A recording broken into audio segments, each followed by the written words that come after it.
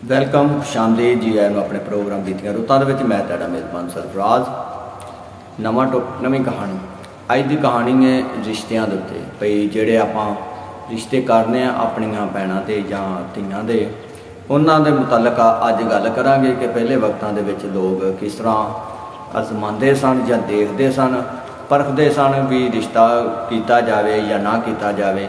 कुछ शर्तां हुंदियां सन, कुछ सवालो जवाब हुंदे सन कि जिहड़े करके ते देखते सी लड़के की जहानत नूं, वालदैन की जहानत नूं देखा जाता सी, परखिया जाता सी ते फिर धी भैन का रिश्ता जिहड़ा ओह कीता जाता सी। अज इस हवाले नाल गल करांगे। ते सियाणे कहंदे ने कि जिथे भी रिश्ता करो, धी दा या भैन का रिश्ता जिथे भी करो, कम से कम 6 महीने उन्होंने वेखना चाहिए। भाई मिसाल के तौर पर बेवहैया हो गया है तो 6 महीने जिहड़ा ना ये सिलसिला चलना चाहिए, आन जान होना चाहिए, ताकि तुहानूं लड़के वालियां दे बारे पता चल सके मजीद कि ये किसी कोई ऐब तो नहीं करते, कोई ऐसा काम तो नहीं करते जिहड़ा गैर कानूनी होवे।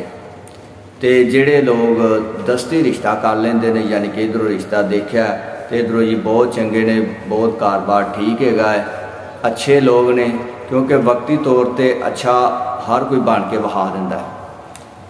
तो उन्होंने कम से कम तुसी 6 महीने जड़ा ना कम से कम उन्होंने देखना चाहिए, तो फिर धी भैन का जोड़ा ब्याह करना चाहिए। तो इस हवाले नाल अज की गल है कि बादशाह की बेटी होंदी है, तो जिस तरह जवान होंदी उन्होंने फिक्र पै जाती कि अपनी बेटी का रिश्ता करिए। सोच विचार होंदी भी की करिए, भई जड़ा शहजादा इहदे वास्ते अच्छे तो अच्छा चुनिया जाए। दोवें परेशान होंदे ने वालदैन। तो की होंदा है भी किसी बादशाही दे विचों 2 शहजादियां दा ना रिश्ता होंदा है। उन्हें अपनी बेगम नूं बुला के कहंदा भी हुण की करिए। उन्हें चलो उन्हें बुलाने फिर देखी जाएगी। वो भई अपने घर दे विच ना उन्होंने दावत देंदे ने, 2 शहजादियां नूं आंदे ने। हुण 2 शहजादे जिहड़े हुंदे ने उन्होंने जमान वास्ते ना परखण वास्ते शहजादी दे नाल मिलाया जाता है या उनके नाल मुलाकात कराई जाती है। सलाम दा होंदी आपस बैठे होंदे ने। ते वो शहजादी जिहड़ी ना वो 3 शर्तां रख दिंदी है। वो शर्तां की रखदी, उन्हें मेरियां 3 शर्तां ने, ते जिहड़ा बंदा ये शर्तां पार करेगा या शर्तां पूरियां करेगा उस दे नाल मैं शादी करांगी। उन्हें जी की शर्तां है? उन्हें मेरी एक शर्त है कि एक दरिया दे विच या एक नहर दे विच ना तलाब दे विच मगरमच्छ है, खूनी मगरमच्छ, यानी कि आदमखोर, कि यानी कि जिहड़ा इंसान नूं निगल जाता खा जाता है, उस नहर दे विच नहाना पेगा या तारी लानी पेगी। तो दूसरा मेरा सवाल ये कि जिहड़ी देग चावलों की है ना पक्की हुई वो सारी खानी है। तो तीसरा ये मेरी शर्त है भई सोता हुआ घोड़ा जड़ा ना, सुता होया घोड़ा, उनके उत्ते सवारी करनी है। उन्हें जी ठीक है जी। शहजादी 2 शहजादियों को लैके तो उस नहर पर चली जाती है, उस तालाब पर चली जाती है जिथे मगरमच्छ होंदा। वो कहती कि ऐस तालाब दे विच तुसीं नहाना, जिहड़ा भी नहाएगा तो उनकी एक शर्त जिहड़ी पूरी हो जाएगी। वो इन्नी देर नूं ना जो गल कर रहे होंदे ने तो मगरमच्छ भी उत्थे आ जाता है। वो देख के तो लोग हुण एक शहजादा जिहड़ा हुंदा है वो बड़ा यानी कि चातर जिहा हुंदा है या बहुता ही गल्लां वाला हुंदा है, तो ज़्यादा गल्लां करन वाला बंदा बेवकूफ़ ही हुंदा है। उन्हें है एक करो पर लख वर्गी करो, तो लख करो तो एक वर्गी भी ना होवे तो उहदा भी कोई फायदा नहीं। लिहाजा वो आंदा कि भाई मैं तो चला वां कि इहदे विच जे मगरमच्छ ने खा लेना तो जो जिंदगी ना रही तो ब्याह की करना है। उन्हें भाई मैं नहीं कर सकता। तो नाल ही शर्त है भी चावल खाने ने देग पूरी, वो तो कोई देग जे नहीं खा सकता। उन्हें भाई मैं हथ खड़े करना, मैं चला, मैं नहीं कर सकता। दूजा शहजादा जिहड़ा समझदार हुंदा है तो वो होशियार भी हुंदा है। वो कहता कि शहजादी नूं कि मैं सुबह इहदे च तुहानूं उतार के बहावांगा। उन्हें जी ठीक है। वो की करदा शहजादे दे नाल जिहड़े सिपाही वगैरह आए हुंदे ने उन्होंने कह के मगरमच्छ ते जाल सट के तुहानूं फड़ के तुहानूं दरिया च सट आंदे ने। ते अगले दिन शहजादी के सामने उत्थे तारी लाते या लगा फिरदा है। वो बड़ी हैरान होती है भी इनू कोई खौफ नहीं। जिस टाइम उन्हें पुछदी भी वो मगरमच्छ किधर गया, उन्हें उन्होंने मैं ना फड़ा के फड़ के ते उन्होंने दरिया दे विच छड्ड आया वां, ते तेरी शर्त ये सी कि इहदे च नहाना है, ये शर्त नहीं सी भी इहदे नाल लड़ना है।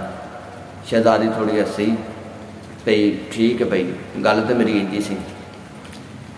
ते उस तो बाद की हुंदा है, उस तो बाद आ जाती चावलों की बारी। हुण शहजादी उन्हें पुछदी भी शहजादे भी तू मेरी हुण ये जिहड़ी शर्त है वो किधर पूरी करेंगा। उन्हें हज ही कर देने, उन्हें चलो ठीक है। वो इन्नी देर नूं ना बारी थानी बाहर देखदा है ते उन्हें दो अपने जिहड़े नौकर ने ना शहजादे ने भेजे हुंदे ने, एक ऐसी छोटी जी देग लैन कि जिहड़ी वेखण नूं ते छोटी जी लगदी है लेकिन बहुत ही कीमती बहुत ही नायाब हुंदी है कि जिस दे विच पता नहीं लगता भी की कुछ पै गया। वो बादशाह को इजाजत लैके तो बाहर जाता ही, उन्होंने मिलता ही तो उन्होंने को शह लैके जेब च पा लेंदा। अच्छा जी, वो जिस टाइम आंदा है तो उन्होंने दस्तरखान ला देंगे ने, उन्हें पूरी देग रख देंगे ने, उन्हें लो हाँ शहजादा जी खाओ। बादशाह जरा परेशान होंदा है कि लगता भी होना इत्थे जड़ा ना इहदे कोल यह मरहला नहीं पार होना।